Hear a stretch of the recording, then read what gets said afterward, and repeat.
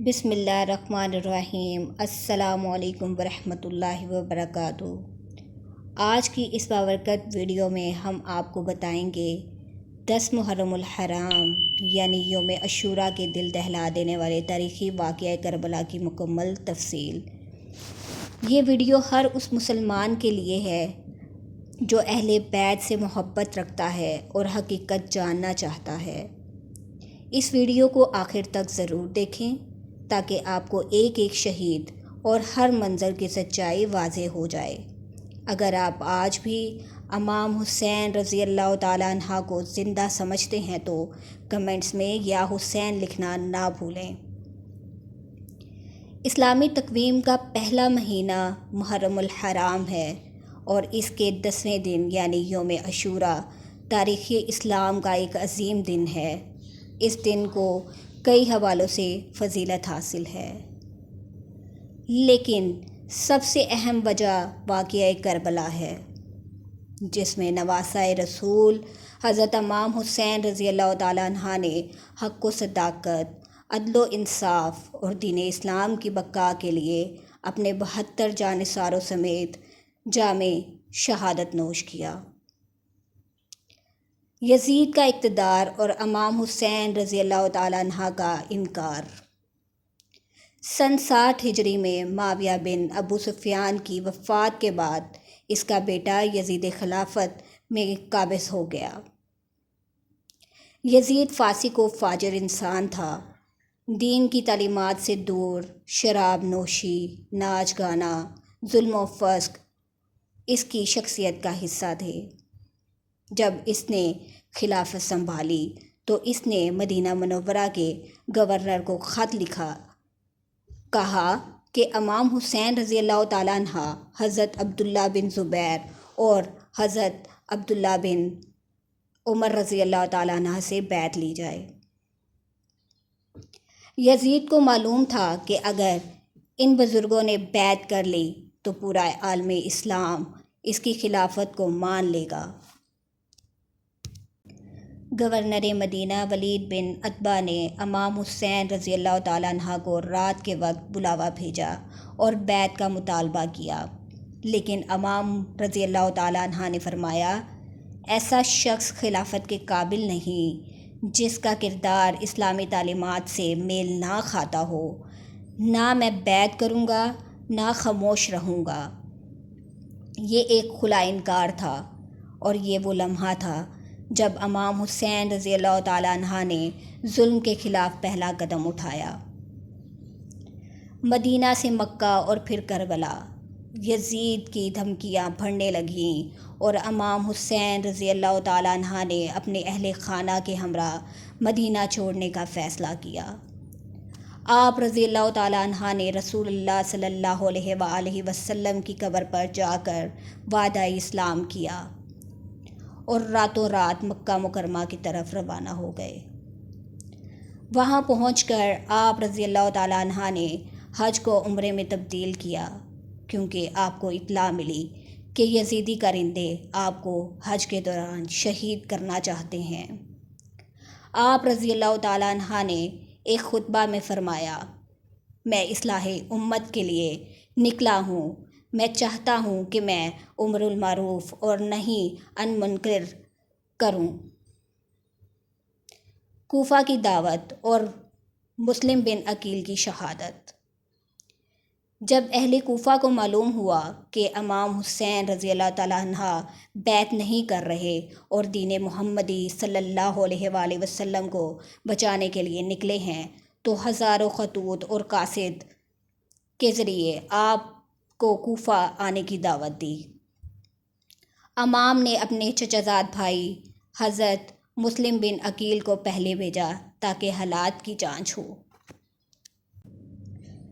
مسلم کوفہ پہنچے، لوگ بڑی تعداد میں ان کے ہاتھ پر امام حسین رضی اللہ تعالیٰ عنہ کی بیعت کرنے لگے، لیکن یزید نے ابن زید کو گورنر مقرر کر کے بھیجا، جس نے دھوکہ دھنس، جبر اور قتل کے ذریعے لوگوں کو خوف زدہ کر دیا۔ آخری لمحے میں مسلم بن عقیل کو بھی شہید کر دیا گیا۔ سفر کربلا۔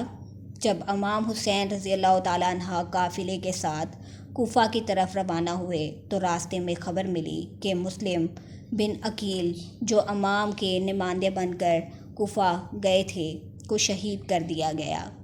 امام نے سفر روکنے کی بجائے اللہ پر توکل کیا اور فرمایا، ہم حق پر ہیں اور ہمیں شہادت کے لیے تیار رہنا چاہیے۔ بالآخر 2 محرم الحرام 61 ہجری کو امام حسین رضی اللہ تعالیٰ عنہ اور ان کے 72 ساتھیوں نے کربلا کے میدان میں خیمے نصب کیے۔ یزیدی لشکر کے یلغار۔ یزید نے عمر بن سعد کو 30,000 کا لشکر دے کر بھیجا تاکہ حسین رضی اللہ تعالیٰ عنہ سے بیعت لی جائے یا قتل کیا جائے۔ عمر بن سعد نے 7 محرم کو دریائے فرات کا پانی بند کر دیا۔ اہل بیت اور ان کے بچے پیاس سے تڑپنے لگے، حتیٰ کہ شیرخواں علی اصغر بھی پیاس کی شدت میں بلکنے لگے۔ 9 محرم شب عاشور۔ امام حسین رضی اللہ تعالیٰ عنہ نے اپنے خیمے والوں کو جمع کیا اور فرمایا، کل ہمیں شہید کر دیا جائے گا، اگر کوئی جانا چاہے تو جا سکتا ہے، میں اجازت دیتا ہوں۔ لیکن تمام اصحاب نے وفا کا مظاہرہ کیا اور کہا، ہم آپ کو تنہا نہیں چھوڑیں گے یا حسین۔ اس رات نماز، تلاوت، دعاؤں اور رونے کی رات تھی۔ امام زین العابدین جو بیمار تھے فرماتے ہیں کہ کوئی خیمہ ایسا نہ تھا جس سے گریہ و زاری کی آواز نہ آ رہی ہو۔ 10 محرم یوم عاشوراء۔ صبح کا وقت نماز فجر کے بعد امام رضی اللہ تعالیٰ عنہ نے سپاہ کو صف میں کھڑا کیا۔ حضرت عباس علمدار تھے۔ امام حسین رضی اللہ تعالیٰ عنہ میدان میں تشریف لائے اور فرمایا، میں جنگ نہیں چاہتا، مجھے جانے دو۔ لیکن جواب میں نیزے، تیر اور تلواریں اٹھا لی گئیں۔ شہدائے کربلا کی تفصیل۔ حضرت علی اکبر رضی اللہ تعالیٰ عنہ، امام حسین رضی اللہ تعالیٰ عنہ کے نوجوان بیٹے، جن کی آواز، چال، سیرت سب کچھ رسول اللہ صلی اللہ علیہ وسلم سے مشابہ تھی، جب میدان میں اترے تو فرمایا، میں علی کا بیٹا ہوں، میں حسین کا بیٹا ہوں۔ دشمنوں نے تیروں اور تلواروں سے حملہ کیا۔ جب گرے تو امام حسین رضی اللہ تعالیٰ عنہ دوڑ کر آئے اور فرمایا، میرے بیٹے علی اکبر رضی اللہ تعالیٰ عنہ، اللہ تمہیں جزائے خیر دے۔ حضرت قاسم بن حسن، امام حسن رضی اللہ تعالیٰ عنہ کے جوان بیٹے، جب امام حسین سے میدان میں جانے کی اجازت مانگی تو امام نے فرمایا، تم تو میرے بھائی حسن کی نشانی ہو۔ لیکن قاسم رضی اللہ تعالیٰ عنہ اصرار کرتے رہے۔ امام نے اجازت دی۔ 13 سالہ قاسم نے دشمنوں کو حیران کر دیا۔ آخر کار جب گرے تو آواز دی، یا اماں ادرکنی، چچا میری مدد کریں۔ امام روتے ہوئے آئے، دشمنوں کو ختم کیا۔ حضرت عباس علمدار رضی اللہ تعالیٰ عنہ، امام کے وفادار بھائی، پانی لینے فرات کی طرف گئے۔ مشک میں پانی بھرا مگر فرمایا، میں کیسے پانی پیوں جبکہ سکینہ پیاسی ہے۔ واپس آتے ہوئے بازو قلم کر دیے گئے، نیزہ سینے میں لگا، گر پڑے۔ امام نے کہا، اب میری کمر ٹوٹ گئی ہے اے عباس۔ حضرت علی اصغر رضی اللہ تعالیٰ عنہ 6 ماہ کے شیر خوار، جب پانی کی امید ختم ہو گئی تو امام نے گود میں لیا، دشمن کی طرف گئے اور فرمایا، اگر مجھ سے دشمنی ہے تو اس بچے کو تو پانی دو۔ حرملہ نامی ظالم نے تیر چلایا جو علی اصغر رضی اللہ تعالیٰ عنہ کے گلے سے پار ہو گیا۔ امام نے زمین کھود کر دفن کیا۔ امام حسین رضی اللہ تعالیٰ عنہ کی شہادت۔ آخر میں امام خود میدان میں اترے۔ دشمنوں نے چاروں طرف سے حملہ کیا۔ زخموں سے چور ہو گئے، لیکن دشمن کے دل میں اتنی ہمت نہ تھی کہ وہ سر کاٹیں۔ شمر ملعون آگے بڑھا اور امام کے گلے پر خنجر چلا دیا۔ خیموں پر حملہ اور اسران کربلا۔